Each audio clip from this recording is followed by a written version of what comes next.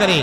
جن گھروں کے اندر مشورے عام ہو جاتے ہیں اور جس گھر میں کام مشورے سے کام کیے جاتے ہیں وہ گھروں میں کبھی نفرتیں پنپ نہیں سکتی, وہ گھروں میں کبھی عدم اعتماد کی تحریکیں کام نہیں کر سکتی, ان گھروں میں کبھی بڑوں کی عزتوں کو نیلام نہیں کیا جاتا, ان گھروں کے اندر کبھی بغاوت کے پرچم کو بلند نہیں کیا جاتا. آج ہمارے گھروں سے مشورے ختم ہو چکے ہیں. اس لیے دیکھو گھر کے اندر ایک چھوٹا سا پروگرام ہوتا شادی کا, ہم کرتے سب کو خوشیوں میں شریک کرنے کی کوششیں, لاکھوں روپے برباد کر رہا ہے مسلمان شادیوں کے نام پر اپنے خاندان کو جمع کرنے کے لیے, لیکن خاندان منتشر ہو رہا ہے. وجہ کیا ہے کہ ہمارے گھروں میں مشورے ختم ہو چکے ہیں, بڑوں کی عزتوں کو پامال کرنا عام بات ہو چکی ہے, اس لیے کہ تربیت کا نظام نہیں ہے. تو میں یہ کہہ رہا تھا کہ اپنے بچوں کی تربیت پر ہم اپنی نگاہوں کو مرکوز کریں. اگر ہم نے ان نونہالوں کو جنہوں نے آپ کے سامنے چھوٹے چھوٹے بچے تھے, بڑی اچھی اور عمدہ کارکردگی پیش کر رہے تھے, ان کے اساتذہ نے ان پر محنت کی ہے. یہ صرف استادوں کا ایک پہلو ہے تربیت کا. تربیت میں سب سے بڑا کردار اگر کسی کا ہوتا ہے تو بچوں کے ماں اور باپ کا ہوتا ہے, گھر کے ماحول کا ہوتا ہے, اس کے بعد استاذ کا ہوتا ہے. تو استاذ کے پاس یہ گھنٹہ 2 گھنٹے مکتب میں آتے ہیں, روزانہ کے 1 گھنٹے کی تربیت نے آپ کے بچوں کو اس معیار پر کھڑا کر دیا کہ آپ کا بچہ آ کر اسٹیج کے اوپر ماشاءاللہ سنتوں کو بیان کر رہا ہے. وہ بچہ اگر جب مکتب میں جا کر سنتوں کو سیکھ رہا ہے اور گھروں میں اس کو سنتوں کا ماحول مل گیا, خدا کی قسم دنیا کے جس شعبے میں جائے گا وہاں پر سنتوں کے نور کو عام کر دے گا. ہماری کمزوری کیا ہے؟ بچے مکتب میں خوب سیکھتے, گھر پر آنے کے بعد میں ان کو ماحول نہیں, گھر پر آنے کے بعد میں ان کی کوئی کارگزاری نہیں ہے. بچے مکتب سے آتے, کوئی بات نہیں, ماں نے بھی نہیں پوچھا, باپ نے بھی نہیں پوچھا. باپ تو خیر ہوتا نہیں ہے گھر میں, ماں ہوتی ہے, لیکن ماں کو فرصت ہی نہیں ہے کچن کے کام کرنے سے اور دنیا کی لغویات میں لگنے سے. اور آج کل تو ملٹی میڈیا ہینڈ سیٹس آ گئے, خواتین بھی ماشاءاللہ یوٹیوب پر بہت پاکستانی ڈرامے اور یہ ڈراموں میں لگی رہتی ہے. بچے آئے, اسکول سے آئے, مدرسے سے آئے, اسے کوئی پرواہ نہیں ہے. اب بچہ آیا, مدرسے سے آیا, بیگ رکھا, کپڑے بدلا نہیں بدلا, وقت پر آیا نہیں آیا. جیسے ایک مکالمے کے ذریعے ماشاءاللہ مولوی صاحب نے بڑی اچھی عکاسی کی ہے ایک عمل کی, جو عام طور سے بچے ماں باپ کو اور استاد کے بیچ میں لڑائی لگاتے ہو دھوکہ دے کر. ماں باپ کو تو بولتے ہم مکتب میں جا رہے, مدرسے میں جا رہے, اور مدرسے میں آتے نہیں. اب مدرسے کے مولوی صاحب ماں باپ سے بدزن, یہ بھیجتے نہیں, اور ماں باپ مولوی صاحب سے بدزن, مدرسے میں جا رہے, سبق پھر بھی نہیں بڑھ رہا, حقیقت معلوم نہیں. اب وہ یہ بدگمانی بڑھتے رہتی. پھر کیا ہوتا اگر والدین کسی سرپرست نے اساتذہ سے رجوع نہیں کیا تو یہ بدگمانی بڑھتی رہتی. یہ بدگمانی پھر کیسی بڑھتی معلوم ہے؟ اب کسی کے ساتھ میں ایسا ہو گیا, میں اکثر مکتبوں کے جلسوں میں بات بولتا, پھر یہ بدگمانی جاتی مکتبوں کے انتظام پر, اساتذہ کی عزت پر, ان کی عزت نفس کو مجروح کیا جاتا. کبھی مال کے انہوں نے تو فیس کا نظام بنا لیے بابا, بغیر فیس کے تو بچوں کو پڑھا ہی نہیں رہے, اور ہمارے بچے جاتے سبق بڑھتے ہی نہیں, ہمارے بچوں کے ساتھ میں تعصب برستے, ہمارے بچوں کے ساتھ میں ایسا کرتے. اب یہ بدگمانیاں پھیل رہی, یہ بدگمانیاں بڑھ رہی, شیطان اپنا کام کر رہا. حالانکہ غلطی کس کی ہے؟ کس کی ہے؟ بچوں کی ہے جو مکتب میں نہیں آتے. مکتب کے لیے گھر سے نکلتے, اتنا ٹائم وہ بازار میں, میدانوں میں, اور جو ہے تو دوستوں کے گھروں میں جو پاس کر دیتے. جیسی چھٹی کا ٹائم ہوتا گھر پہ چل جاتے. ماں باپ اس خوش فہمی میں مبتلا ہے کہ بچہ مکتب سے آیا ہے, اور استاد اس لیے بدگمان ہے کہ بچوں اس لیے بے فکر ہے کہ ماں باپ کو فکر نہیں ہے تو میں کیا ٹینشن لوں اس کا. اب یہ کیا ہو رہا؟ بچوں کی زندگی برباد ہے. اس لیے اپنے رابطے ان مکاتب کے ذمہ داران سے مضبوط کرے, علماء ائمہ سے مضبوط کرے, ان بچوں کی کارگزاری روزانہ لے. اس کا آسان نظام ہے کہ بچہ, یہ ماؤں کی ذمہ داری ہوتی ہے, جو مائیں, چونکہ اصل ذمہ دار تربیت کی وہ ماں ہی ہے. آپ پوری اسلامی تاریخ کو اٹھا کر دیکھیں, یا دنیا کی کسی بھی بڑی شخصیت کو جب اٹھا کر دیکھیں گے تو اس کے پیچھے آپ کو اس کی ماں کا کردار نظر آئے گا. اس بچے کے پیچھے, چاہے وہ حضرت جنید بغدادی رحمت اللہ علیہ کیوں نہ ہو, چاہے وہ حضرت بختیار کاکی ہی کیوں نہ ہو, چاہے پھر وہ سلطان صلاح الدین ایوبی ہی کیوں نہ ہو, چاہے وہ پھر سلطان ٹیپو ہی کیوں نہ ہو. ان ماؤں کی, ان افراد کی ماؤں کی زندگیوں کو اٹھا کر دیکھو, ان کی مائیں اپنی اولاد کی تربیت کے لیے 1 سیکنڈ بھی کبھی غافل نہیں رہی, کبھی 1 سیکنڈ. حضرت بختیار کاکی کا مشہور واقعہ ہے, میں مختصر سے الفاظوں کے اندر واقعہ بیان کر رہا ہوں. تربیت کی ذمہ داری اور ماں کے احساس کو بیان کر رہا ہوں کہ ماں کسے کہتے ہیں اور تربیت کسے کہتے ہیں۔ حضرت بختیار کاکی رحمت اللہ علیہ کی والدہ ایک مرتبہ کہیں اپنے پروگرام میں شریک ہونے کے لیے چلے گئی گھر سے باہر۔ بختیار کاکی کا مدرسے سے واپس آنے کا وقت ہو گیا۔ ان کی ایک تربیت کا نظام تھا کہ بچہ جب گھر پر آتا ہے یعنی بختیار کاکی رحمت اللہ علیہ تو ان سے پہلے 2 رکعت صلاۃ الحاجت پڑھواتی اور پھر کہتی کہ بیٹا تجھے بھوک کا دینے والا بھی اللہ ہی ہے اور تیرے بھوک کا انتظام کرنے والا بھی اللہ ہی ہے، تیری ہر ضرورت کا تکفل کرنے والا اللہ ہے، اپنے رب کے دربار میں سر بسجود ہو، اپنی ضرورت کو اپنے رب کے سامنے رکھ، وہ اپنے خزانوں سے تیری ضرورت کو تکفل فرمائے گا، تیری بھوک کا انتظام فرمائے گا۔ یہ روزانہ کا عمل تھا۔ حضرت بختیار کاکی رحمت اللہ علیہ کی والدہ باہر تھی، بختیار کاکی رحمت اللہ علیہ آئے اور جو ہے تو اپنے روزانہ کے معمول کے مطابق انہوں نے نماز پڑھی اور جو ہے تو کھانا نکالا، کھا لیا، لیکن ماں بے چین بے قربی کے عالم میں جہاں بھی تھی دعا کر رہی تھی، اے میرے مولا برسوں سے تجھ پر محنت کر کر تجھ پر یقین بنایا ہے، اسے دنیا کی کسی چیز سے نہیں جوڑا، نہ میں نے اپنی ذات سے جوڑا ہے، نہ اس کھانے سے جوڑا ہے جو اس کے پیٹ میں جا کر اس کی غذا کی تقویت اور اس کی غذا کو تقویت دیتا ہے، اس کے بھوک کے تکفل کا ذریعہ بنتا ہے۔ میرے مولا میں نے براہ راست تیری ذات سے اس کو جوڑا ہے، آج میری اس محنت کی قدر کر لینا، میری اس محنت کی قدر کر لینا۔ وہ ماں کی دعائیں چل رہی تھی، جہاں بھی تھی دل باپ بیٹے کی تربیت میں اٹکا ہوا تھا۔ جیسی گھر پر آئی بچے سے کارگزاری پوچھی، آج کی مائیں اپنے بچوں سے کارگزاری نہیں پوچھتی، کارگزاری سے کوئی پرواہ ہی نہیں، ان کو کارگزاری کیسی لینے کی عادت ہے پتہ ہے آج کی خواتین کو؟ وہ شادی میں گئی، ارے پھلا چچی ملی تھی کیا بولی، خالہ ملی تھی ہاں اس نے ایسا بولی ہوں گی ہے نا، ہاں تیرے دادی ایسی بات ہے، یہ کارگزاری ہے۔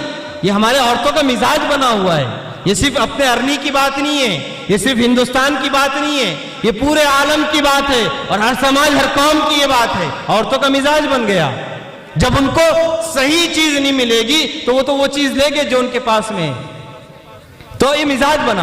ان کا مزاج یہ تھا، جیسی گھر میں بختیار کاکی کی والدہ نے قدم رکھا اپنے بیٹے سے سب سے پہلے یہ پوچھا، او میرے بیٹا بتا تو نے کھانا کھایا نہیں کھایا، تو نے کھانا کھایا تو کیسے کھایا، مجھے آج کی پوری کارگزاری سنا دے۔ بختیار کاکی یہ کہتے ہیں، او میری اماں میں آج کا واقعہ کیا بیان کروں، میں نے ایسا کھانا کھایا ہے میں زندگی میں وہ لذت آج سے پہلے کبھی پائی ہے میں شاید قیامت کی صبح تک پاؤں گا۔ آج میرے رب نے جنت سے میرے لیے کھانا دنیا میں اتارا ہے۔ میں کسی نبی کی واقعے کی بات نہیں کر رہا ہوں، یہ امت محمدیہ کے ایک امتی کے ایک اللہ والے کی ماں کی قصہ اور تربیت کا قصہ بیان کر رہا ہوں۔ جب ماں تربیت میں فعال ہوتی ہے، اپنے دین کو مقدم رکھتی ہے، اللہ کے احکامات کو مقدم رکھتی ہے، تو اللہ کی قدرت آج بھی وہی کام کرتی ہے جس نے موسیٰ کی قوم کے لیے آسمان سے من و سلوہ اتارے، جس نے عیسیٰ کے لیے آسمان سے دسترخوان اتارا۔ وہ رب کہتا ہے، او میرے نبی کے چاہنے والوں، او میرے نبی کے نام پہ مرنے والوں، آؤ اٹھو، میں محمد کے صدقے میں 21ویں صدی میں بھی جنت سے دسترخوان اتار دوں گا۔ شرط یہ ہے بختیار کاکی کی ماں کا کردار تو ادا کر دے۔ کوئی ماں تو ملے 21ویں صدی کے اندر جو اپنے بچے اپنے گود میں سلطان صلاح الدین کو کھیلتے ہوئے دیکھنا چاہتی ہو، کوئی ماں تو ملے سلطان ٹیپو کو اپنے گود میں پالنا چاہتی ہو۔ سلطان ٹیپو کی ماں کی صفت کو دیکھ، اس نے کبھی اپنے بیٹے کو بغیر وضو کے دودھ نہیں پلایا۔ آج کی ماؤں کی غیرت کہاں ہے؟ ہمارے بچے مکتب سے آتے، ماؤں کو اس بات کی پرواہ نہیں ہے۔ آج سے یہ جو میری مائیں بہنیں پردہ نشین میری بات کو سن رہی ہیں، وہ اس بات کو گرا باندھ لے کہ بچے کو مضبوط تیاری کے ساتھ اس کے دل میں عظمت ہو، اہتمام کا۔ جیسے ہم نے کانوینٹس کی تیاری، شہروں میں تو ایک عام ماحول ہو گیا، ابھی سردی کے دن ہے، 5:30 بجے سے عورتیں اٹھتی ہے، اس لیے کہ 6 بجے 6:30 بجے سے بچے کا اسکول ہے۔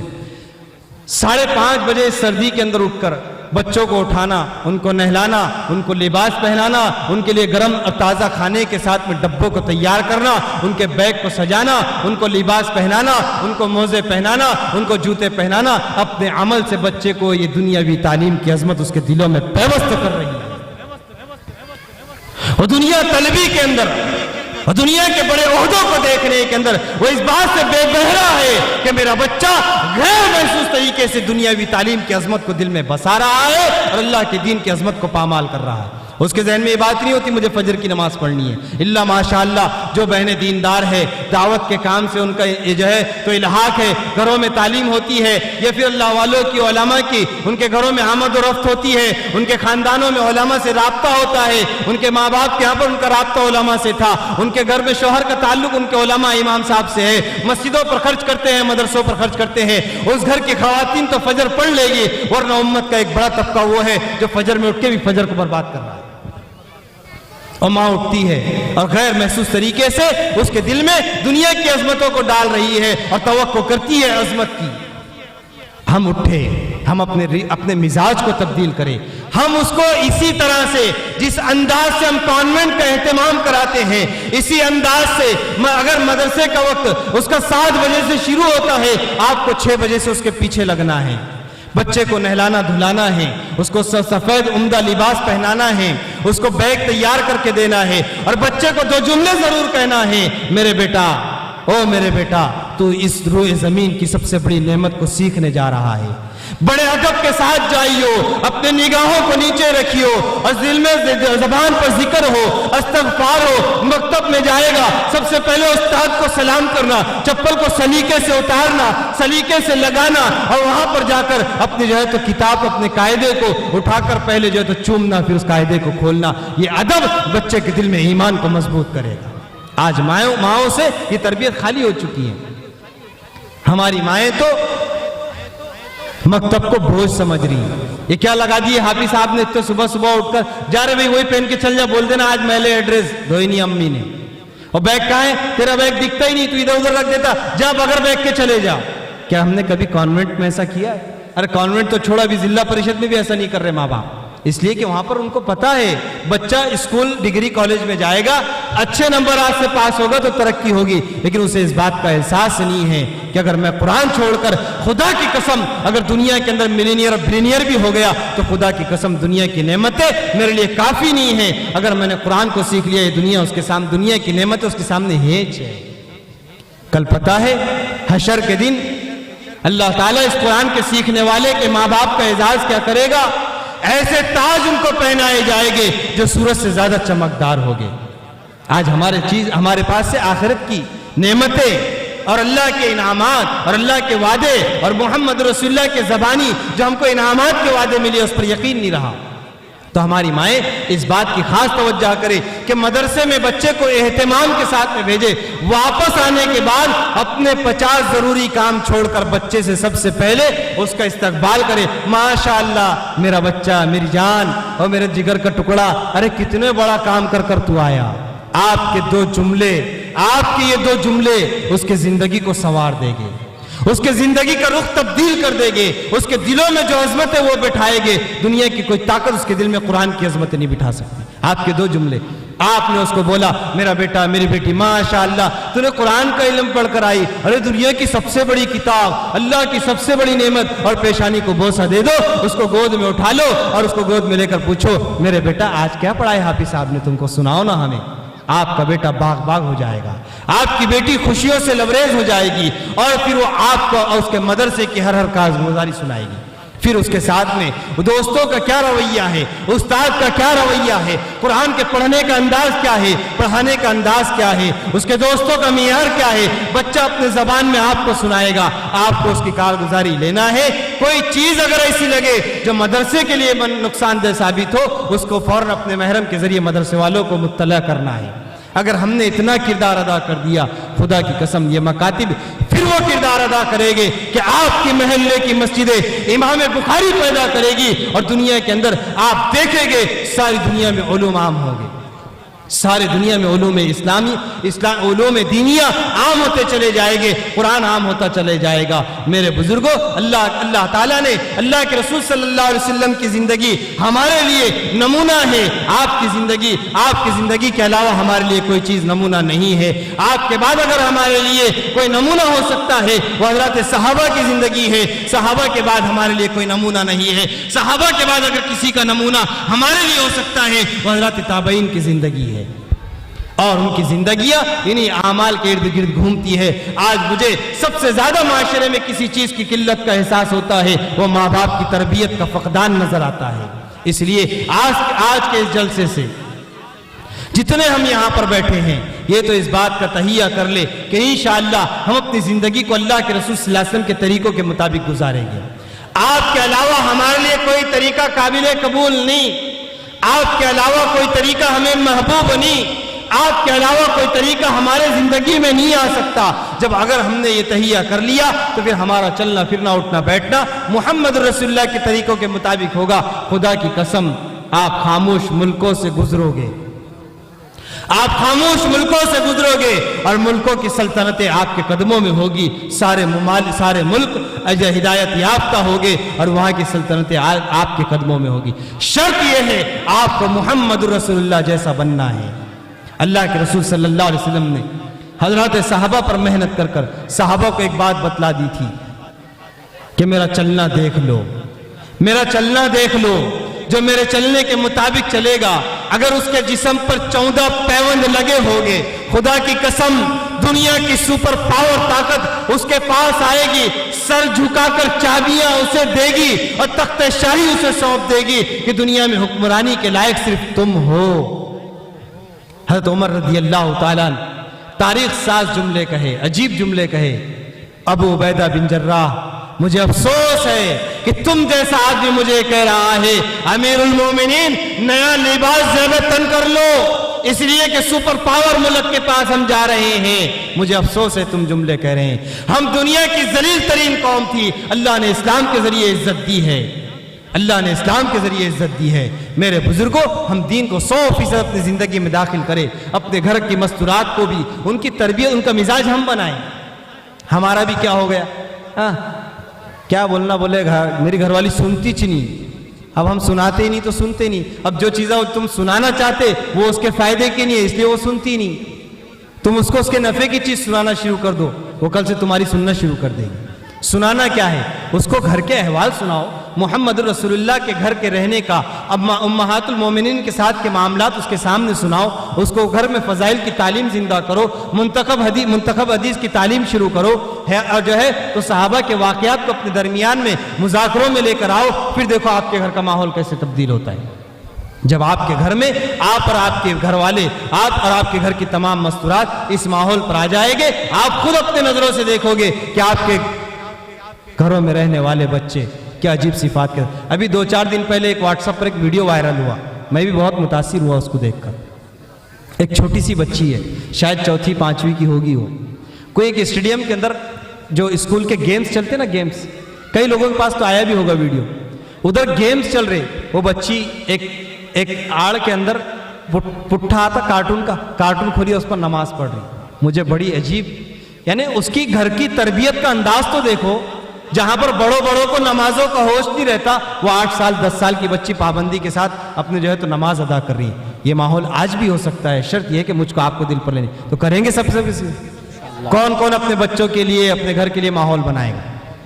اور دیکھو ایک اللہ نے عجیب ابھی موقع دیا ہے ہم کو، آنے والے ہفتے میں امراوتی کے اندر اپنا برار کا عالمی اجتماع ہے. یہ سارا کا سارا مجمع یہ نیت کر لے کہ انشاءاللہ اس اجتماع سے مجھے 4 مہینے اللہ کے راستے میں جانا ہے. اگر میں نے صرف 4 مہینے اللہ کے راستے میں لگا دیا نا اور اپنے آپ کو تبدیل کر دیا تو پورے دنیا کا نظام تبدیل ہو جائے گا. حضرت جی مولانا الیاس صاحب رحمۃ اللہ علیہ نے جب محنت شروع کیے تو آپ 3 دن کا ہی مطالبہ کرتے تھے، 4 مہینے کا نہیں. کتنے دن کا؟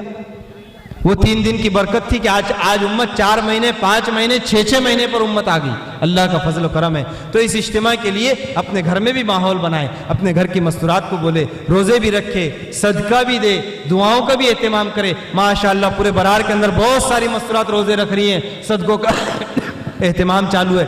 تو یہ مجمع بھی اللہ کے راستے میں نکلنے کی فکر کرے اور اپنے محلے کے مکتب کو مضبوط سے مضبوط تر کرے. مضبوط کرنے کے لیے کیا کرنا ہے؟ ایک تو میں نے وہ بتایا جو ماں کے لیے. ایک باپ کے لیے ذمہ داری یہ ہے کہ وہ ہفتے میں 15 دن میں ایک وقت فارغ کرے اپنے بچے کے استاد سے ملنے کے لیے، مکاتب کے ذمہ دار سے ملنے کے لیے. اور جتنے بھی چاہے ہمارے مکتب کے تعلق سے ہو، مسجد کے تعلق سے ہو، یا دینی تحریک اور تنظیموں کے تعلق سے ہو، جو منفی مذاکرے ہمارے چلتے ہیں عدم اعتماد کے لیے، ہم ان کو نظر انداز کریں. ہوتا کیا، ایک مسجد سے جھگڑا شروع ہوتا، جھگڑا ذاتی رہتا. کیا رہتا؟ جھگڑا ذاتی رہتا یا سیاسی رہتا. اب یہ جھگڑا شروع ہوتا لیکن یہ جاتا حساب کتاب پر. پھر متولی صاحب برے, وہ امام صاحب پھلا, وہ امام صاحب ایسے. اب میں نے مسجد میں جانا چھوڑ دیا اور میری وجہ سے سینکڑوں لوگوں نے مسجد میں جانا چھوڑ دیا. مسجد میں جانا تو چھوڑا, خیر وہ اللہ کی اختیار, اللہ تعالیٰ کی طرف سے جو اللہ جس کو ہدایت دے وہی جو ہے تو عبادتوں کے لیے آ سکتا ہے, جسے اللہ قبول نہ کرے. لیکن ایک بڑا طبقہ مال سے بھی اپنے اقدامات کو پیچھے لے رہا ہے, خود بھی رک رہا ہے, لوگوں کو بھی روک رہا ہے. عدم اعتماد کی تحریکات سے اپنے آپ کو بچائے. ہم چاہے دیکھو مکتب ہو چاہے جو بھی ہو, ایک عام ماحول ہوا مکاتب کا, ماشاءاللہ دینیات کی برکت سے بڑے مضبوط مکاتب وجود میں آئے. اب فیس ہے, نظام ہے, منظم نظام ہے, اخراجات ہے, ساری چیزیں مکاتب کو لگی ہوئی ہے. اب 30 روپے 50 روپے 100 روپے فیس ہوتی ہے مکتبوں کی. لوگ کیسا کیلکولیشن مارتے پتہ ہے؟ ہمارے یہاں پر ایک مکتب ہے, وہاں پر تقریباً 1200-1500 بچے ہیں محمدیہ مسجد کے اندر. اور شہر ماشاءاللہ شہر میں ہمارے کئی مکتب ہو گئے جہاں پر 600 700 800 1000 بچے پڑھ رہے ہیں. اب لوگ کیلکولیشن مارتے 100 روپے سے, باپ رے 1 لاکھ روپے مہینہ آ رہا. حافظ صاحب کو تو ان کے معلم کتنے 15 معلم ہیں ان کے پاس, 2000 روپے سے پکڑ لو 30,000 روپے 70,000 روپے حافظ صاحب رکھ لے رہے کیا. اب اس کو پتہ ہی نہیں ہے فیس کتنی وصول ہوتی. فیس ایک یعنی ہم تو اس کو ایک کلاس کا درجہ دیتے جو مکتب 60% فیس وصول کر لیتا. ایک گریڈ کا مکتب ہے ہماری نظر میں, کئی سالوں سے اللہ نے اس خدمت سے جوڑے رکھا ہے. تو ہم تو کوشش یہ کرتے کہ مکاتب کی 100% فیس وصولی پر آئے تاکہ ہمارے مکاتب معیاری ہو, یہاں کی ہر چیز معیاری ہو. تو لوگ حساب لگاتے. ابھی لوگوں کو اندازہ نہیں ہے کہ فیس آتی کتنی, کتنے غریب بچے ہیں, کتنے مسکین ہیں, کتنے ایسے ہیں جو بھی نہیں دے سکتے تو اساتذہ ان کو معاف کر دیتے. ایسا ہم کو اندازہ نہیں ہے. ہم بس ایک ٹونڈی حساب مارتے, اتنے بچے آ رہے کہ اتنی فیس آتی ہوں گی. اب حافظ صاحب پیسے کیا کر رہے ہیں, اب وہ لگ گیا ٹو میں. اب کس نے ہدیے میں گاڑی دیا تو لگ گیا ہے کیسے گاڑیاں پہ گاڑیاں لے رہی ہے. تو یہ بدگمانی اللہ کے واسطے اپنے اندر سے ختم کرو.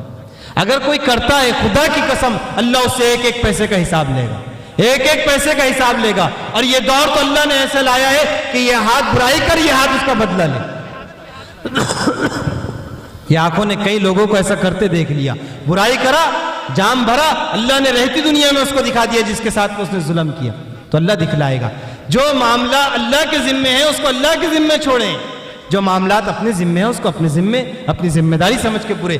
میری ذمہ داری یہ ہے کہ میرا بچہ جا رہا نہیں جا رہا اس کی نگرانی کرنا, مدرسے میں کوئی کمی کوتاہی ہو رہی انتظامیہ میں اس کی خیر خبر گیری کرنا, انتظامیہ سے اپنے تعلقات اپنے روابط کو مضبوط کرنا اور اپنے اعتماد کو بچا کر رکھنا, اور لوگوں کے اعتماد کو مکاتب پر, مساجد پر, مدارس پر, دینی تحریکات تنظیمات پر مضبوط کرنا. یہ آج کے وقت کا سب سے بڑا تقاضا ہے, سب سے بڑا. پھر اس کے بعد جو لوگ ماشاءاللہ بڑی عمر کے ہو گئے, اگر وہ قرآن پڑھنا نہیں جانتے, قرآن پڑھنا نہیں سیکھا, تو وہ طبقہ بھی ان مکاتب کے ذمہ داران سے رابطہ کرے اور اپنی تعلیم کا جو ہے تو انتظام کرے. اور جو ہے تو وہ ایک طبقہ وہ ہے جو قرآن پڑھنا تو جانتا لیکن ترجمے سے نہیں پڑھتا. اب جو ہے تو اپنے امام صاحب کو پکڑے, روزانہ اللہ جو بھی توفیق دے, چاہے آپ 2 آیت کیوں نہ پڑھو, امام صاحب کے پاس میں بیٹھو, امام صاحب میری عربی بھی سنو اور اردو بھی سنو, ترجمے کے ساتھ میں قرآن کریں گے سب کے سب. اللہ تعالیٰ کہنے سے عمل کی توفیق نصیب فرمائے. وما توفیق الا باللہ.